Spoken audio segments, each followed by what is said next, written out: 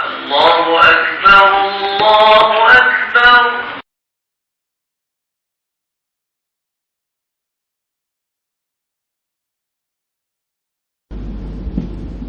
Al-Fatihah. A'udzu billahi minasyaitonir rajim. Bismillahirrahmanirrahim. Alhamdulillahi rabbil alamin. Arrahmanir rahim.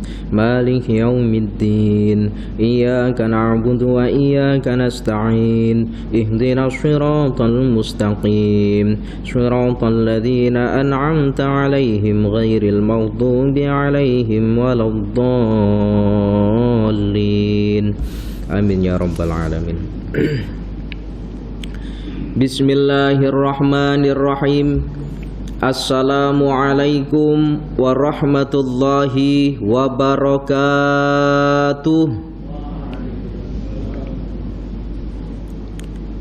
Alhamdulillahilladzi hadana bi ta'atihi wa jazruna an ma'siyatihi wa ashhadu an la ilaha illallah bi wahdaniyatihi wa ashhadu anna Muhammadan abduhu wa rasuluh. Amma ba'du. Hadirin yang dirahmati oleh Allah, alhamdulillah, puji syukur kita kehadirat Allah atas nikmat-nikmat yang telah diberikan kepada kita, sehingga dengan nikmat-nikmat itu kita boleh hadir di dalam masjid yang tidak lain adalah lissolati, laksanakan ibadah solat. Dan dengan nikmat itu kita boleh hadir di dalam majlis ilmu yang tentu hendak belajar ilmu secara bersama. Semoga kita termasuk golongan-golongan yang dimaksud dalam hadis baginda Nabi, man salaka tariqan yaltamisu fihi ilman sahalallahu lahu tariqan ilal jannah. Sesiapa yang melangkahkan kakinya menuju kepada jalan yang tujuannya adalah untuk ilmu, maka nanti di akhirat kelak Allah akan memberikan kemudahan baginya menuju ke dalam jalan surga. Semoga Allah permudahkan jalan surga kepada kita semua. Amin ya rabbal alamin. Para jamaah yang dirahmati oleh Allah, pada pertemuan minggu-minggu yang lepas kita telah membahas dan selesai perihal tentang kesejahteraan. Itu ada 10 perkara, 5 ada di dunia dan 5 ada di akhirat. Sedikit mengulas 5 ketika berada di dunia kesejahteraan itu. Yang pertama adalah berupa ilmu, yang kedua adalah berupa ibadah, yang ketiga adalah berupa rizki yang halal, yang keempat berupa sabar atas segala musibah, dan yang kelima adalah syukur atas nikmat yang oleh Allah berikan kepada kita. Kemudian 5 kesejahteraan ketika berada di akhirat. Yang pertama adalah datanglah malaikat maut hendak mengambil roh kita, datangnya dalam keadaan rahmah dan mengambil nyawa kita dalam keadaan pelan-pelan atau dalam keadaan lutfin. Kemudian yang kedua, la yurawwi'ahu munkarun wa nakirun fil qabri. Kebahagiaan yang kedua, bila kita nanti berada di alam kubur, malaikat mungkar dan nangkir tidaklah menakuti kita. Kemudian perkara yang keempat, perkara yang ketiga, yakunu aminan fi waqtil faza'il akbari. Kita merasa aman di mana pada saat itu Allah kumpulkan semua manusia dan akan memisah mana yang iman dan mana yang tidak beriman. Yang tidak beriman Allah akan masukkan ke dalam neraka, tetapi pada saat itu kita merasa aman, merasa tenang-tenang sahaja sebab kita adalah orang yang beriman. Kemudian yang keempat, tumha sayiatuhu wa tuqbalu hasanatuhu. Dihapuskan segala keburukan kita dan diterimanya segala amal kebaikan kita. Dan yang terakhir, kesejahteraan ketika berada di akhirat, yamurru ala sirati kalbarki. Berjalan kita di atas sirat bagaikan jalannya atau bagaikan cepatnya barq atau bagaikan cepatnya kilat. Fayadkhulul jannata fis salamati, dan kita masuk ke dalam surga dengan selamat. Ya Allah, semoga kita termasuk golongan orang-orang yang menetapi 10 perkara ini sehingga kita jaya di dunia dan jaya di akhirat kelak. Amin. Amin ya rabbal alamin. Adapun bahasan kita pada malam hari ini, Para jamaah yang dirahmati oleh Allah, bahasan kita pada malam hari ini berkenaan tentang asyratu khisalin yabghaduhallahu subhanahu wa ta'ala min asyrati anfusin. Ada 10 perkara dan ini disebutkan dalam kitab Nasaihul Ibad oleh Syekh Nawawi Al-Bantani. Ada 10 perkara yang dibenci oleh Allah. Ada 10 perkara yang sangat dibenci oleh Allah min asyrati anfusin, daripada 10 golongan. Ada 10 perkara yang 10 perkara ini dibenci sekali oleh Allah daripada 10 golongan. Apa sahaja 10 perkara yang dibenci oleh Allah daripada 10 golongan? Yang pertama adalah al-bughlu minal aghniyai, sifat bakhil atau sifat kedengkut daripada golongan orang-orang kaya. Orang-orang kaya yang kedengkut ini termasuk golongan-golongan yang oleh Allah benci kepadanya. Para jamaah yang dirahmati oleh Allah, al-bukhlu, bakhil, sini sebutnya apa? Kedengkut. Kedengkut. Nanti akan ada 2 bahasa. Yang pertama dinamakan al-bukhlu atau bakhil, yang kedua dinamakan dengan asyukhu. Maknanya sama, kedengkut. Tapi apa perbedaan di antara 2 kalimat ini? Yang pertama syukhun, yang kedua bukhlun atau bakhil. Maknanya sama-sama kedengkut. Kalau syukhun bimakna sama, maknanya kedengkut, tapi menggunakan kalimat syukhun. Kalau syukhun itu adalah kedengkutnya seseorang dalam perkara-perkara yang wajib.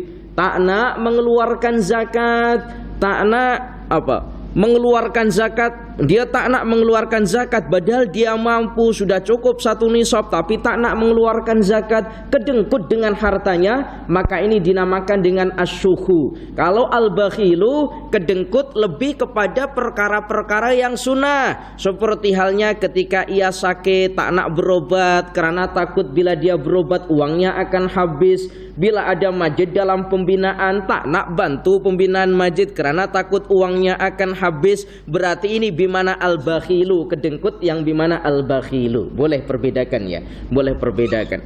Dua-dua perkara ini baik asyukhu, al-bakhilu atau al-bukhlu sama-sama tak molek. Para jamaah yang dirahmati oleh Allah, Syekh Nawawi Al-Bantani di dalam kitabnya mengatakan bahwa al-bakhilu ya'ishu 'aishal fuqara'i. Orang yang bakhil itu hidupnya bagaikan orang fakir. Orang yang bakhil, orang kaya yang bakhil itu hidupnya bagaikan orang fakir.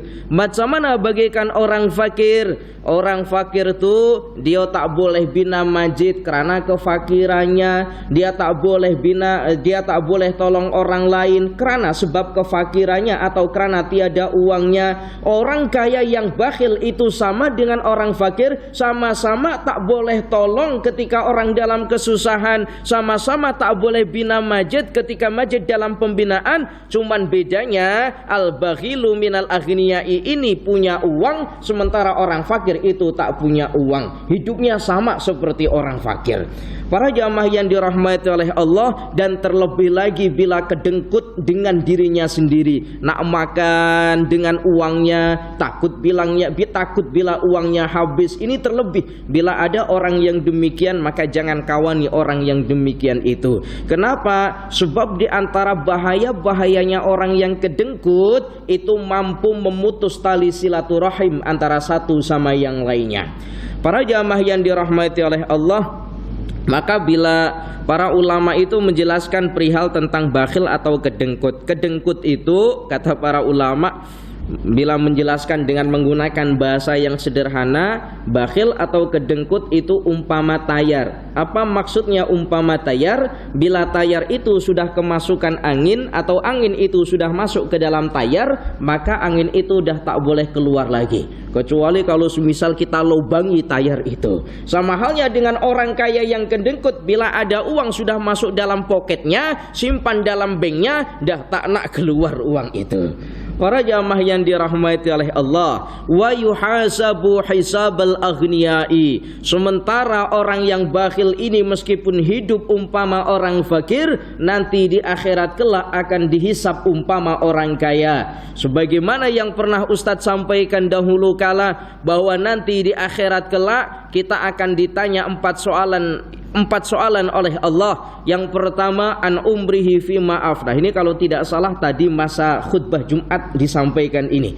An umrihi fima afnah, umurmu kau habiskan untuk apa? Kemudian an ilmihi ma fa'ala bihi, ilmumu kau amalkan untuk apa? Kemudian an jasadi fima ablah, jasadmu kau rusakkan untuk apa? Yang terakhir adalah an malihi min ayyik tasabahu wa fima anfaqahu, hartamu kau dapatkan dari mana dan hartamu kau belanjakan untuk apa. Setiap satu sen yang kita peroleh daripada kerja kita nanti di akhirat kelak tetap akan ada hisabnya. Kau dapatkan dari mana hartamu dan kau peruntukkan untuk apa hartamu. Tadi masa khutbah Jumat ini disampaikan oleh khotib.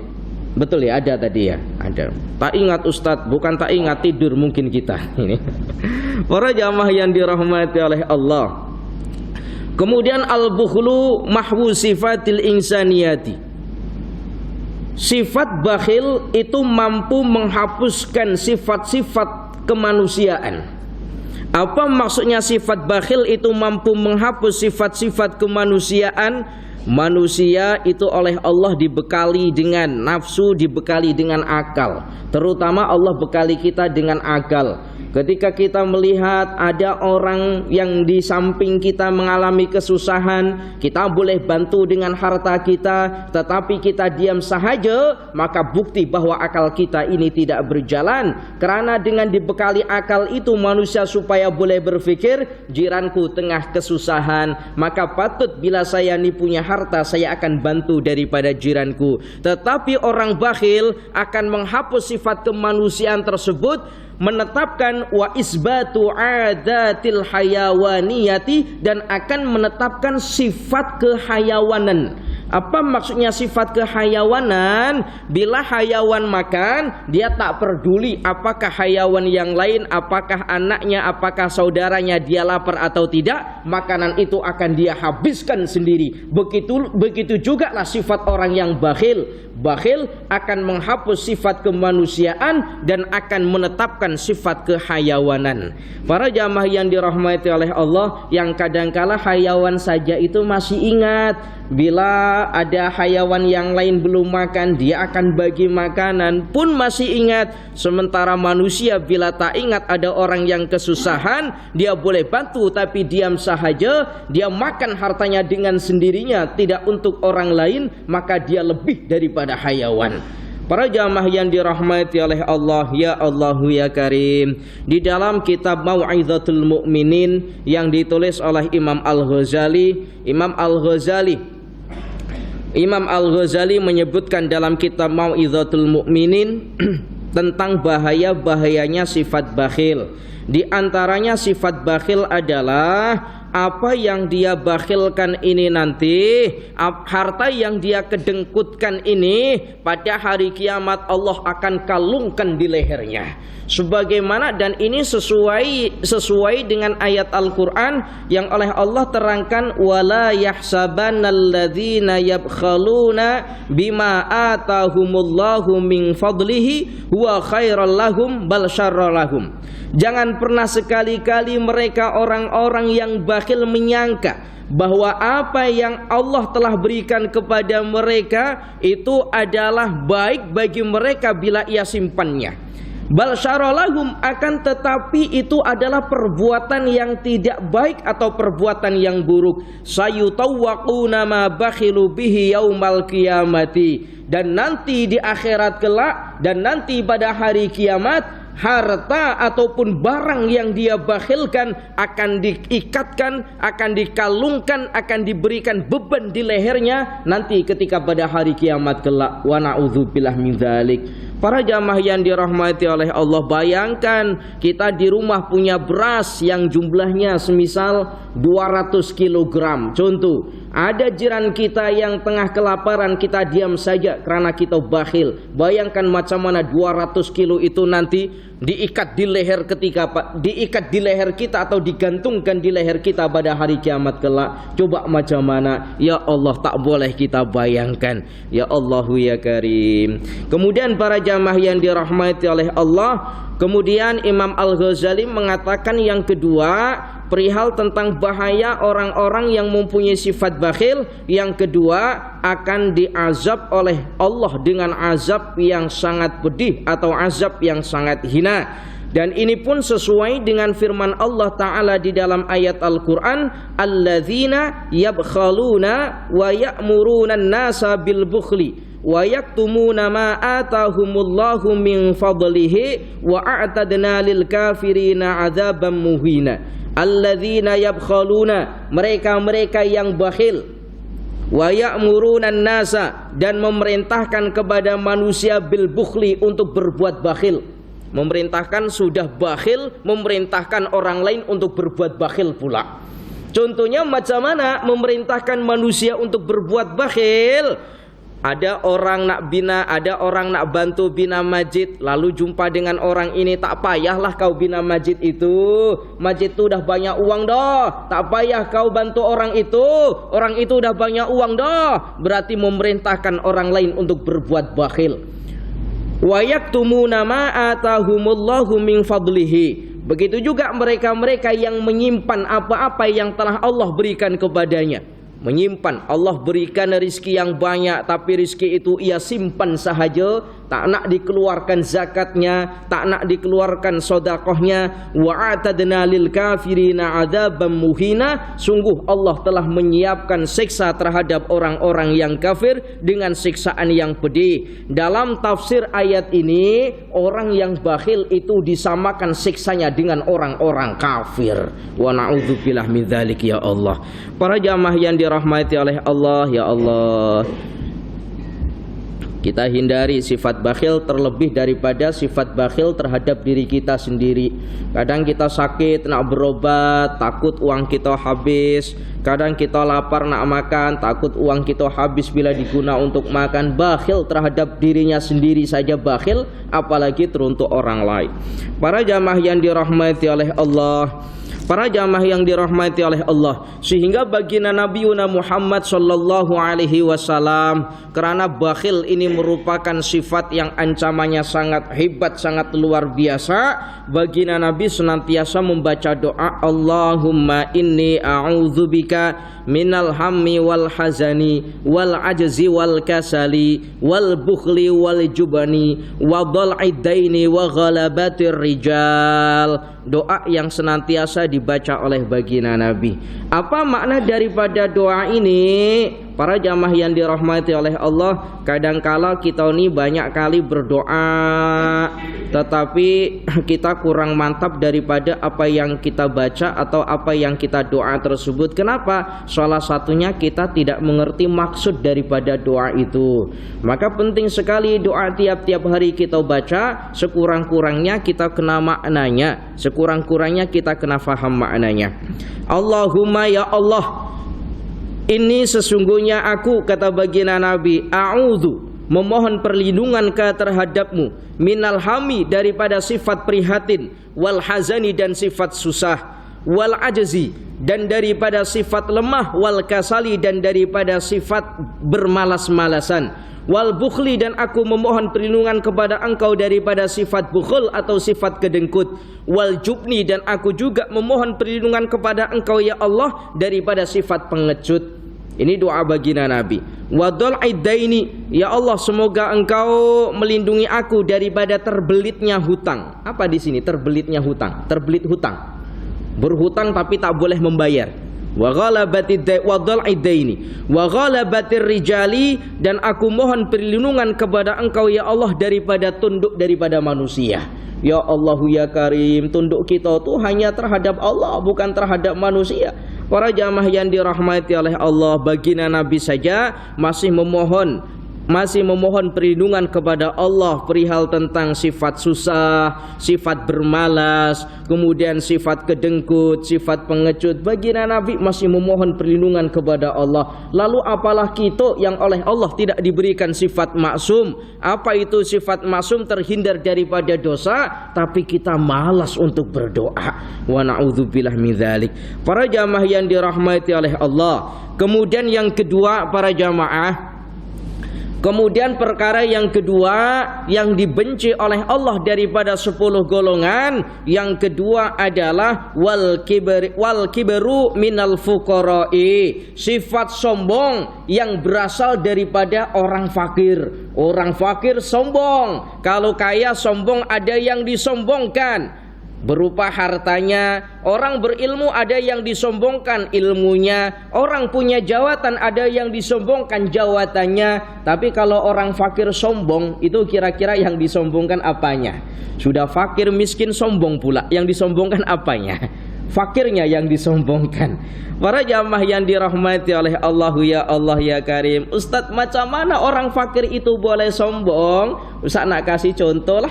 Nak kasih contoh begini.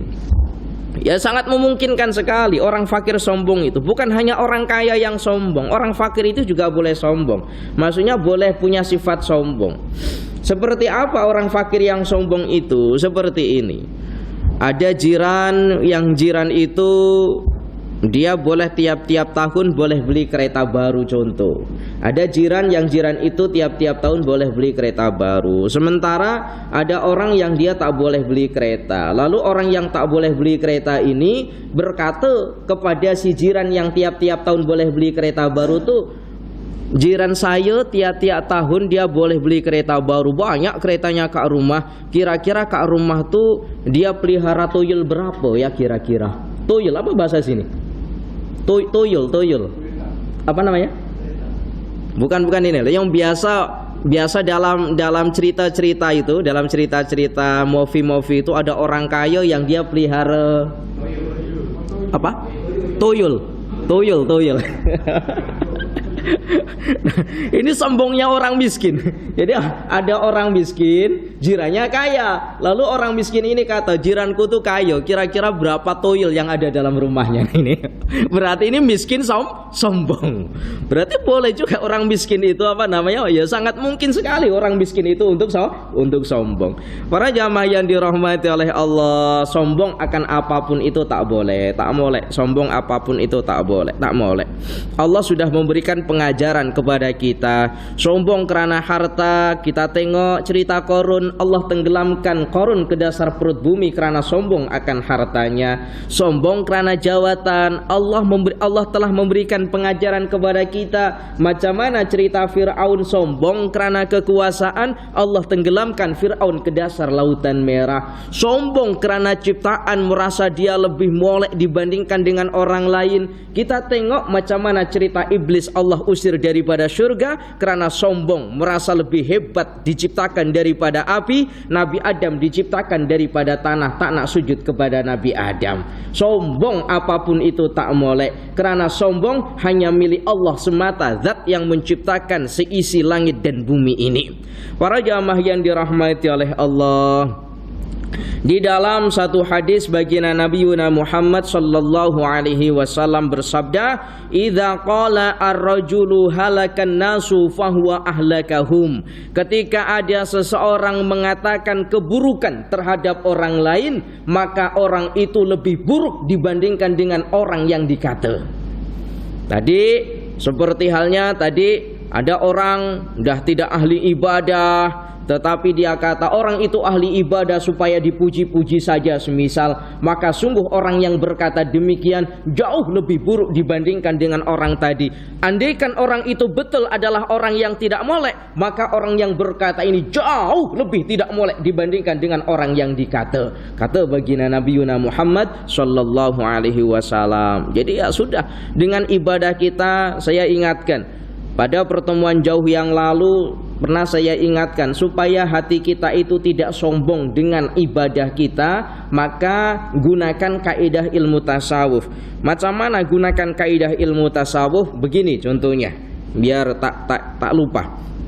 kita tiap-tiap hari boleh sholat berjamaah, mungkin malam kita boleh qiyamul lail. Itu sepatutnya kita anggap bahwa diri kita itu banyak dosa. Sebab Allah memberikan kesempatan kepada kita untuk memperbanyak ibadah. Mungkin aku ini banyak dosa, sehingga Allah memberikan kesempatan kepadaku untuk banyak melakukan ibadah. Sementara orang-orang di luar sana yang ibadahnya mungkin tidak semolek daripada aku, Allah tidak berikan kesempatan untuk banyak melaksanakan ibadah, mungkin orang itu dosanya sedikit saja dibandingkan dengan aku. Bila kita punya konsep demikian, semakin kita melakukan banyak ibadah, kita akan semakin tawaduk karena merasa diri kita banyak dosanya di hadapan Allah.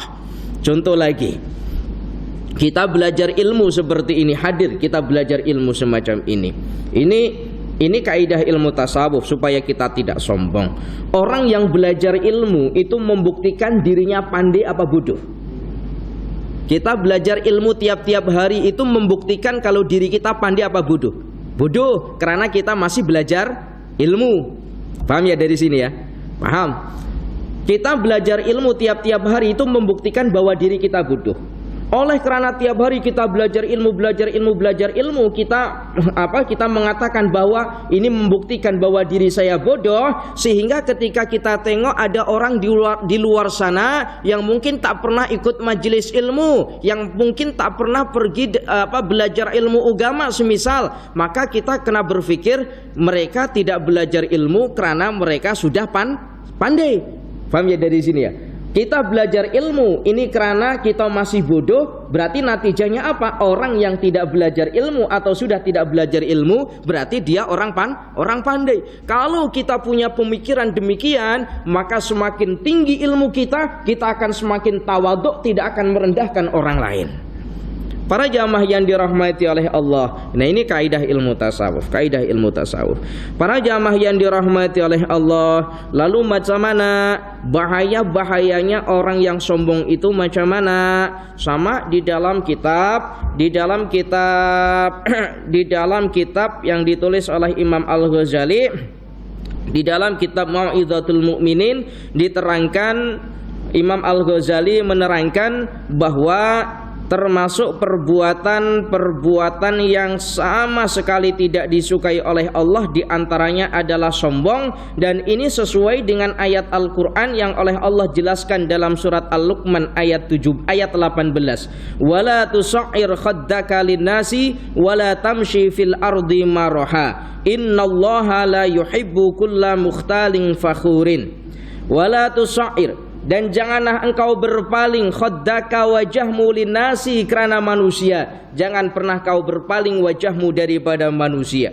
Wala tamsi fil ardi maraha, sombong bila kita berjumpa dengan kawan kita sudah bertatapan macam tu, lalu kita buang muka kita, sombong itu namanya, sombong.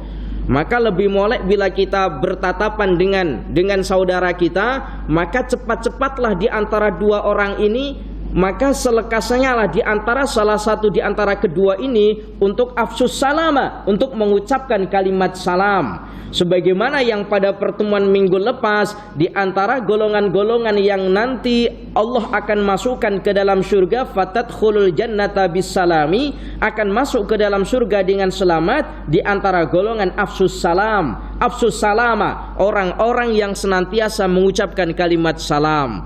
Termasuk faedah mengucapkan kalimat salam akan mempererat tali silaturahim yang mungkin hatinya tak sedap dengan kawannya. Bila salah satu di antara keduanya mengucapkan kalimat salam, akan menjadikan hatinya senang, akan menjadikan hatinya bahagia. Assalamualaikum, kalimat yang paling pendek. Yang panjang assalamualaikum warahmatullah, lebih panjang lagi assalamualaikum warahmatullah wabarakatuh.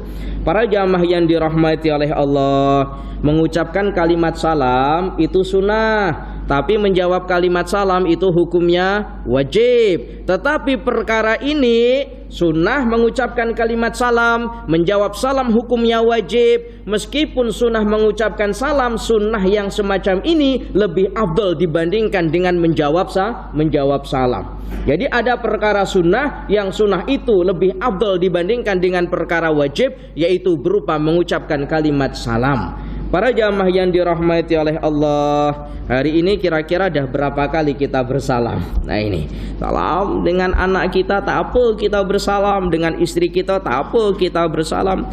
Para jamaah yang dirahmati oleh Allah, wala tamshi fil ardi maroha, dan janganlah engkau berjalan di atas muka bumi ini dengan keadaan yang angkuh. Apa bahasa sini angkuh? Angkuh, angkuh atau sombong lah. Apa angkuh? Anggah. Pokoknya itulah bahasanya, anggah.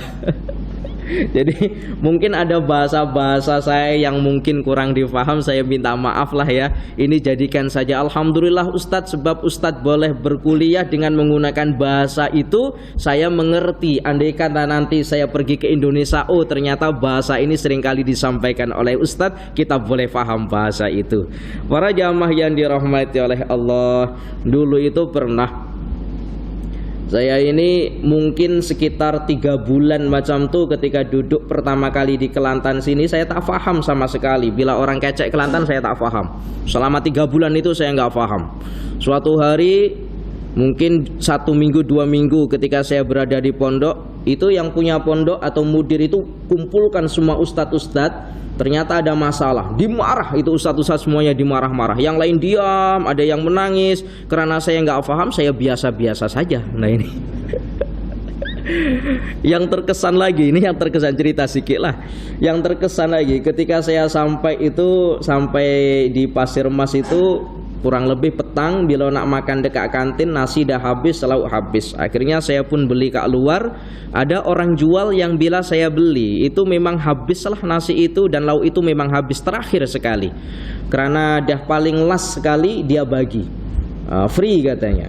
Saya pun yang namanya dibagi ya, sebagai orang yang kita punya adab, kita pun ucap terima kasih. Bilanya saya di Indonesia seringkali tengok adik-adik saya tengok film Upin Ipin itu, seringkali kata terima kasih makcik, makcik. Saya pun ya sama, ucapkan terima kasih makcik. Dia marah, apa makcik katanya. Ternyata masih muda lagi orang itu. Tak boleh kata kak katanya. Tak boleh panggil makcik. Yang kata tadi awal free suruh bayar. Karena salah ucap tadi. Masih muda Ustadz sebut dengan makasih makcik, marah dia. Tadi nasinya free, akhirnya suruh bayar. Karena salah sebut. Para jamaah yang dirahmati oleh Allah, ya Allah, pengalaman yang berharga.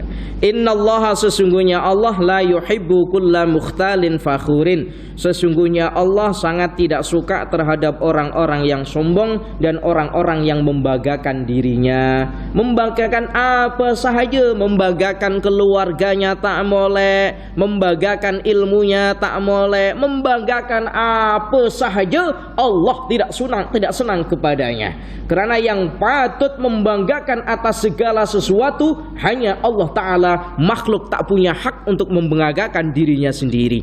Para jamaah yang dirahmati oleh Allah, kemudian diterangkan termasuk orang-orang yang ada 3 golongan. Salah satun la yukallimuhumullahu azza wa jalla yaumal qiyamati. Akan ada 3 golongan, yang mana 3 golongan ini nanti ketika hari kiamat Allah tidak akan ajak bicara kepada 3 golongan ini. Allah akan biar saja 3 golongan itu. Semoga kita tidak termasuk 3 golongan ini. Amin ya rabbal alamin. Siapa saja 3 golongan yang oleh Allah akan biar begitu saja, Allah tak akan hirau kepada golongan ini. Yang pertama adalah asyaikhu zani, orang tua yang berzina. Sudah tua berzina. Bukan berarti kalau pemuda berzina itu Allah senang, tidak. Sama-sama perbuatan mungkar haram, berdosa besar. Tetapi bila orang tua berzina, yang sepatutnya tua senantiasa ingat kepada akhirat, justru dia habiskan untuk bermaksiat kepada Allah. Kemudian yang kedua, al-ailu al-mazhubu. Golongan yang kedua adalah orang miskin. Al-ailu al-mazhubu, orang miskin yang sombong. Ini nanti orang miskin yang sombong ini nanti, maka di akhirat kala Allah tak akan ajak bicara. Ya tadi itu, seperti contoh-contoh tadi itu. Bila dia tengok ada orang yang di atasnya atau orang yang punya kedudukan di atasnya atau punya harta di atasnya, lalu dia kata-kata orang-orang yang punya harta di atasnya tadi itu seperti yang Ustadz tadi contohkan tadi itu, orang miskin sombong. Kemudian golongan yang ketiga, wal imamul kadzabu, pemimpin-pemimpin yang ahli berbohong. Ini nanti pada hari kiamat Allah takkan ajak ketiga golongan ini untuk berbicara. Maknanya Allah takkan hiraulah tiga golongan ini. Wa na'udzubillah min dzalik. Semoga kita tidak termasuk di antara tiga golongan ini. Amin. Amin ya rabbal alamin. Para jamaah yang dirahmati oleh Allah, ya Allahu ya Karim. Kemudian kata Imam Al-Ghazali di dalam kitabnya menyebutkan bahwa satu hadis yang disampaikan oleh baginda Nabi Muhammad sallallahu alaihi wasallam, baginda Nabi berkata kepada sahabat, wahai sahabat, adakah engkau nak aku ikhbarkan ahli-ahli neraka? Ala ukhbirukum bi ahlin nari, kata baginda Nabi, wahai sahabat, adakah kau nak aku berikan kabar tentang golongan ahli neraka? Lalu para sahabat pun menjawab, qalu bala, tentu wahai baginda Nabi, aku nak mendengarnya wahai baginda Nabi, aku nak tahu siapa ahli neraka itu wahai baginda Nabi. Maka baginda Nabi pun qala kullu utullin jawatin mustakbirin. Maka baginda Nabi pun menjawab kullu utullin, yaitu orang-orang yang keras kepala. Apa itu orang-orang yang keras kepala? Bila dikasih nasihat tak nak dengar nasihat, orang-orang yang keras kepala. Maka dalam satu kitab itu pernah dijelaskan begini. Tapi ini wallahu alam, cerita yang sahih apa tidak, namun kita boleh ambil iktibarnya. Pada zaman dahulu kala ada seorang sahabat yang tengah gali kubur. Ada seorang sahabat yang tengah gali kubur. Kubur yang bukan kubur baru, tapi kubur yang di dalamnya ini sudah ada mayatnya. Itu digali oleh sahabat. Lalu ada sahabat yang lain melihat apa yang dikerjakan oleh sahabat ini.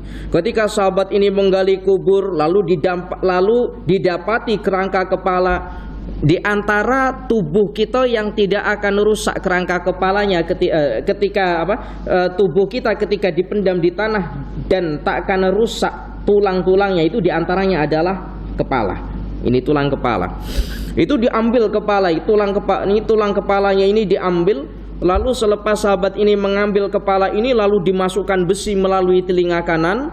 Kemudian andai kata besi itu boleh masuk melalui telinga kanan kemudian keluar melalui telinga kiri, maka sahabat ini membuang jauh-jauh kerangka kepala ini. Gali lagi kuburan yang lain, diambil kerangka kepala, dimasukkan besi melalui telinga kanan. Ternyata besi tak boleh masuk, dibuang kerangka kepala itu sampai sahabat ini menjumpai kerangka kepala, kemudian dimasukkan besi melalui telinga kanan, besi masuk, kemudian berhenti di tengah-tengah kepala, tidak sampai keluar melalui telinga kiri. Sahabat ini pun memeluk daripada kerangka kepala itu sambil mengucapkan kalimat takbir Allahu Akbar, tahmid alhamdulillah. Lalu penasaran sahabat yang melihat ini, wahai sahabatku, apa yang kau kerjakan dengan kerangka-kerangka kepala itu?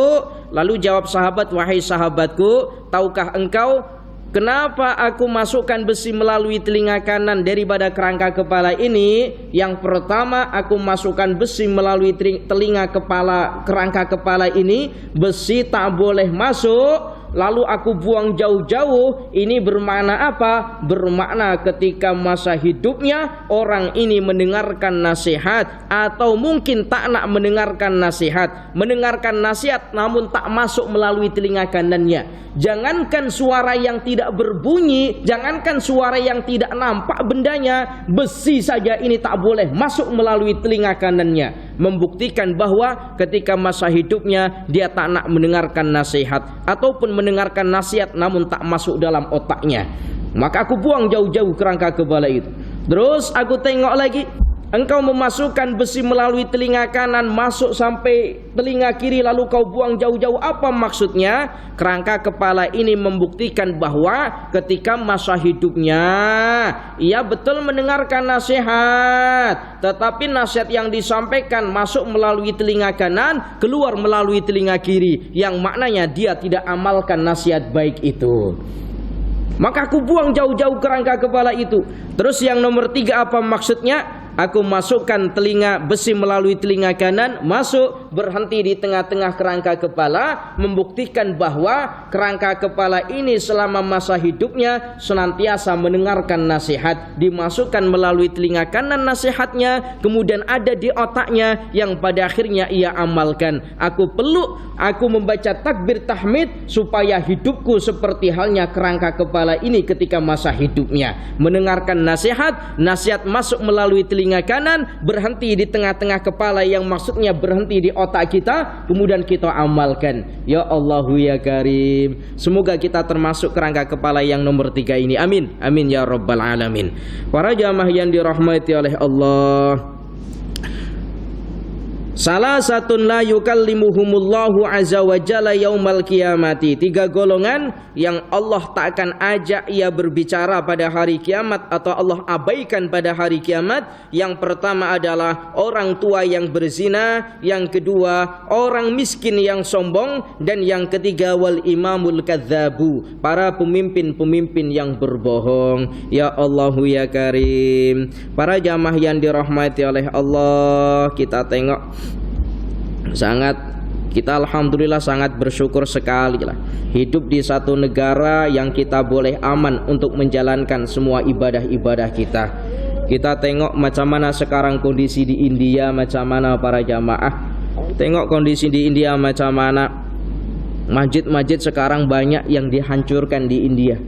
Banyak dihancurkan di India secara terang-terangan. Orang-orang yang bukan Islam secara terang-terangan menyuruh untuk membunuh orang-orang Islam yang ada di India, karena dianggap minoritas agama Islam yang ada di India itu minoritas. Ini sangat bahaya sekali.